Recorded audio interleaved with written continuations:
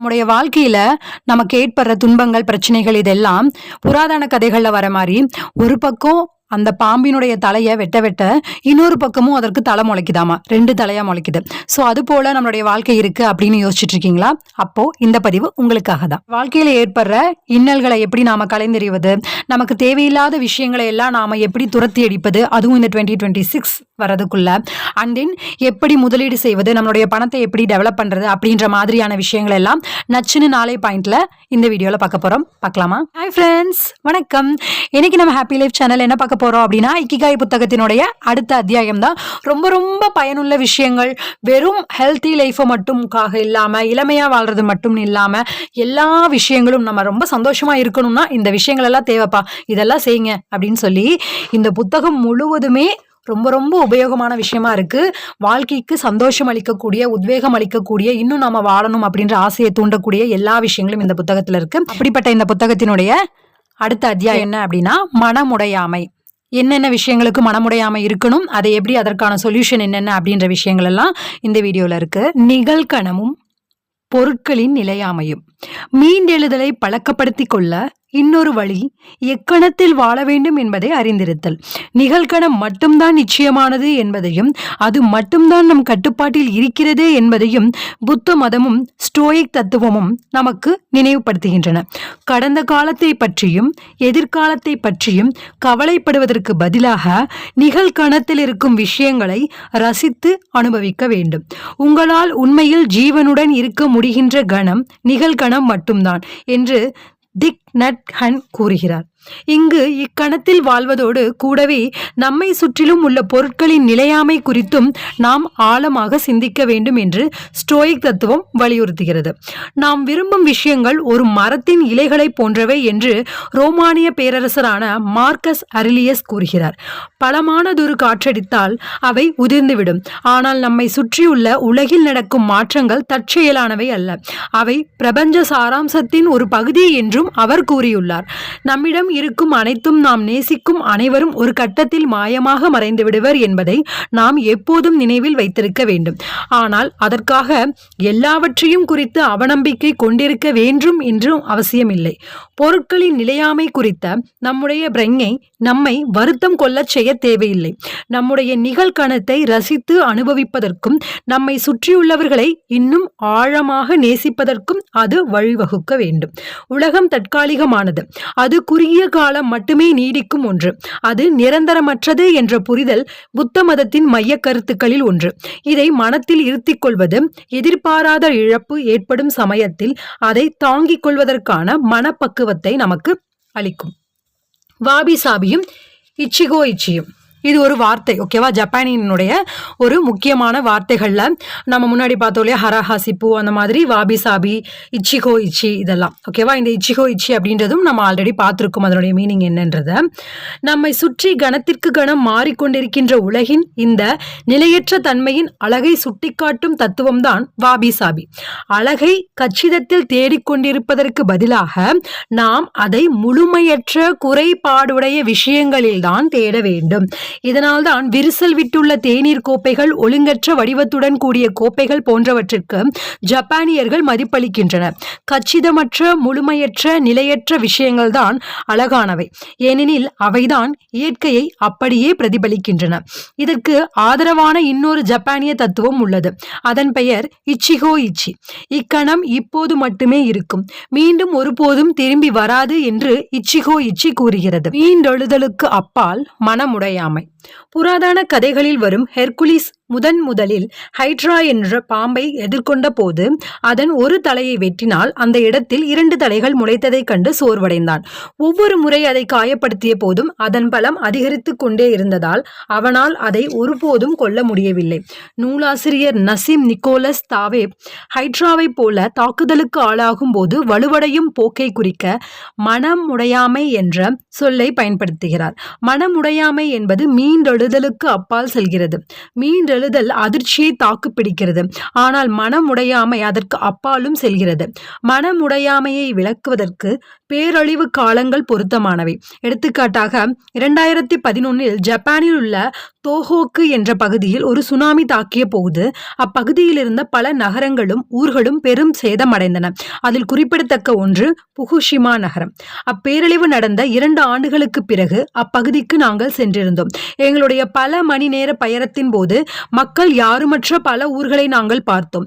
எல்லா இடங்களிலும் நொறுங்கி போயிருந்த வீடுகளின் பாகங்களும் பழைய கார்களும் குவிந்து கிடந்தன.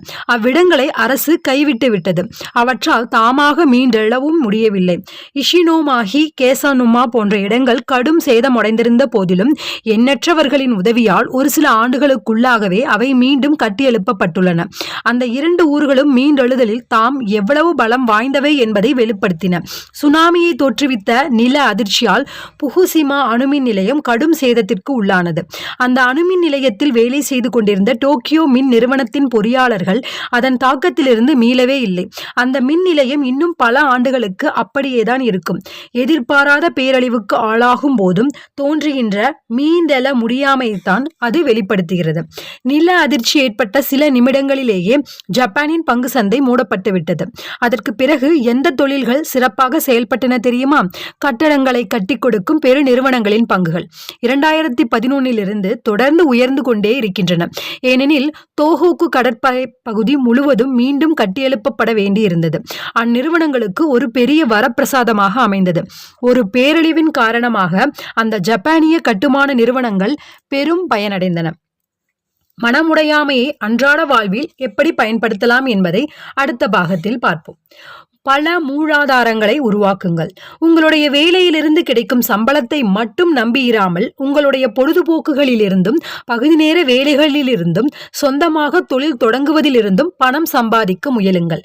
நீங்கள் ஒரே ஒரு முதலாளியை மட்டும் நம்பியிருந்தால் அவருக்கு ஏதாவது பிரச்சனை வரும்போது நீங்களும் சிக்கலில் மாட்டிக்கொள்வீர்கள். ஆனால் நாங்கள் மேலே கூறியபடி வேறு பல வழிகளிலும் நீங்கள் பணம் ஈட்டிக் கொண்டிருந்தால் நீங்கள் மனமுடைய தேவையில்லாமல் போய்விடும். ஒகிமியில் நாங்கள் பேட்டி எடுத்த அனைத்து முதியவர்களும் முதன்மையான வேலைகளோடு சேர்த்து இரண்டாவதாக ஒரு வேலையையும் செய்து வந்தார்கள். பெரும்பாலானோர் சொந்தமாக காய்கறி தோட்டம் வைத்திருந்தனர். அதில் விளைந்த காய்கறிகளை சந்தையில் விற்று பணம் ஈட்டினர். இது நண்பர்களுக்கும் பொருந்தும். அதாவது எல்லா முட்டைகளையும் ஒரே கூடையில் போட்டு வைக்காதீர்கள் என்ற பழமொழியை பின்பற்றுங்கள்.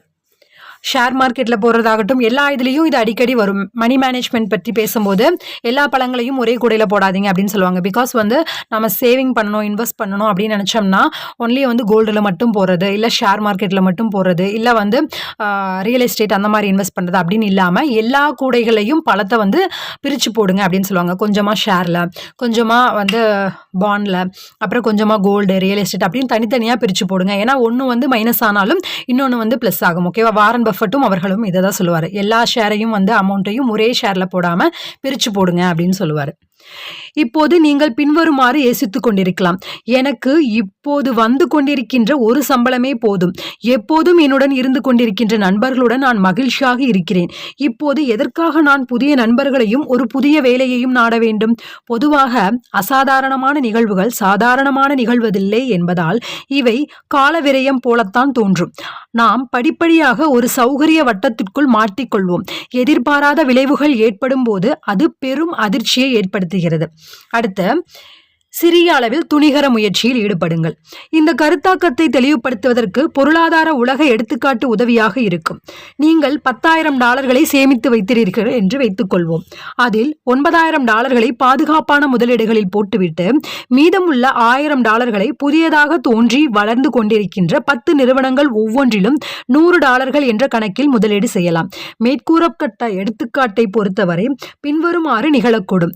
நீங்கள் முதலீடு செய்துள்ள நிறுவனங்களில் 3 நிறுவனங்கள் தோல்வியுறுகின்றன. நம்ம லைஃப்பில் எப்படி இன்வெஸ்ட் பண்ணணும் அப்படின்ற மாதிரி விஷயங்களும் எல்லாமே இது பொதுதான். ஓகேவா? நம்ம மணி மேனேஜ்மெண்ட் பண்ணுறதுக்கு இந்த விஷயங்கள் எல்லாம் நம்ம தெரிஞ்சுக்கிட்டோம் அப்படின்னா ரொம்ப ரொம்ப ஹெல்ப்ஃபுல்லாக இருக்கும். இதை லைஃப்பில் ஃபாலோ பண்ணணும், யூஸ் பண்ணோம் அப்படின்னா இன்னும் ரொம்ப ரொம்ப உதவிகரமாக இருக்கும் நம்மளுடைய வாழ்க்கைக்கு. ஓகே, நீங்கள் எடுத்துக்காட்டாக சொல்றாங்க. ஓகேவா? நீங்கள் $300 இழக்கிறீர்கள். வேறு 3 நிறுவனங்களின் மதிப்பு குறைகிறது. நீங்கள் இன்னொரு 100 அல்லது $200 இழக்கிறீர்கள். வேறு 3 நிறுவனங்களின் மதிப்பு அதிகரிக்கிறது. ஓகேவா? நீங்கள் 100 அல்லது $200 சம்பாதிக்கிறீர்கள். ஓகேவா? எல்லாமே ஒவ்வொன்றும் வந்து தயவு செய்து ரொம்ப உன்னிப்பாக கவனிங்க.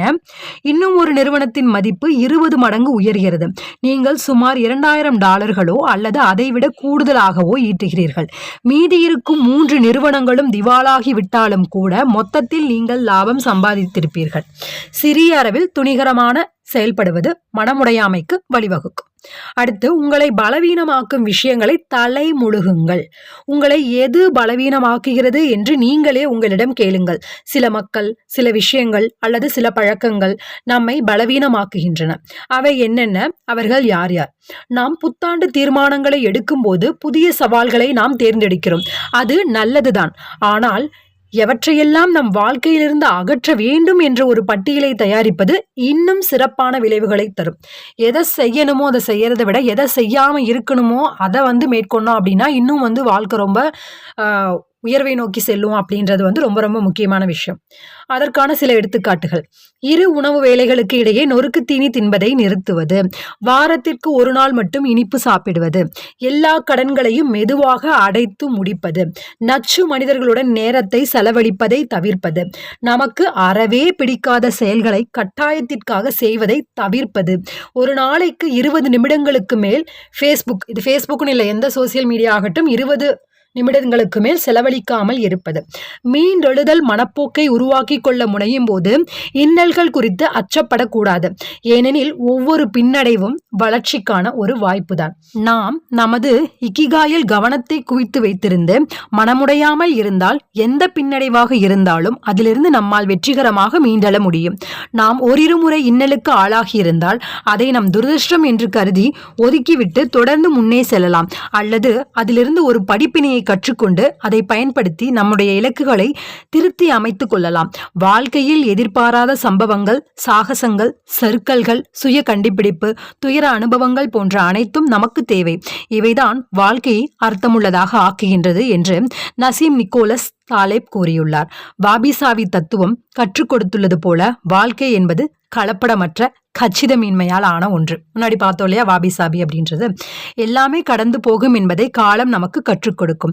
ஆனால் உங்களுடைய இக்கிகாய் குறித்து உங்களிடம் தெளிவு இருந்தால் நீங்கள் எதிர்கொள்ளும் ஒவ்வொரு கணமும் உங்களுக்கு எல்லையில்லா வாய்ப்புகளை வழங்கும். அதற்கு முடிவே இல்லாதது போல தோன்றும். அந்த எல்லையற்ற வாய்ப்பு உங்களுக்கு கிடைக்கட்டும் அப்படின்னு சொல்லி இந்த பிரபஞ்சத்திட்ட நான் ப்ரே பண்ணிக்கிறேன். ஐ ஹோப் உங்களுக்கு இது யூஸ்ஃபுல்லாக இருக்கும்னு நினைக்கிறேன். யூஸ்ஃபுல்லாக இருக்குது அப்படின்னு நினச்சிங்கன்னா தயவு செய்து please like, comment, share and subscribe பண்ணி நம்ம சேனலை சப்போர்ட் பண்ணுங்கள். உங்களுக்கு பிடிச்ச விஷயங்களை கருத்துக்களில் தெரியப்படுத்துங்க. அது வந்து எனக்கும் ஒரு பிக்கஸ்ட் மோட்டிவாக அமையும். நம்மளுடைய சேனலில் 87 டேஸ் சேலஞ்ச் போயிட்டுருக்கு. And then today is a good day Hindi அப்படின்ற நம்மளுடைய இன்னொரு சேனலையும் 87 டேஸ் சேலஞ்ச் போயிட்டுருக்கு. அதனுடைய லிங்க்கும் கீழே டிஸ்கிரிப்ஷனில் கொடுக்குறேன். உங்களுக்கு யூஸ்ஃபுல்லாக இருந்தது அப்படின்னா நீங்களும் அதில் ஜாயின் பண்ணிக்கோங்க. ஓகே ஃப்ரெண்ட்ஸ், உங்கள் எல்லோருக்குமே எல்லா நாளுமே இனிய நாளாக அமைய வாழ்த்துக்கள். பாய்.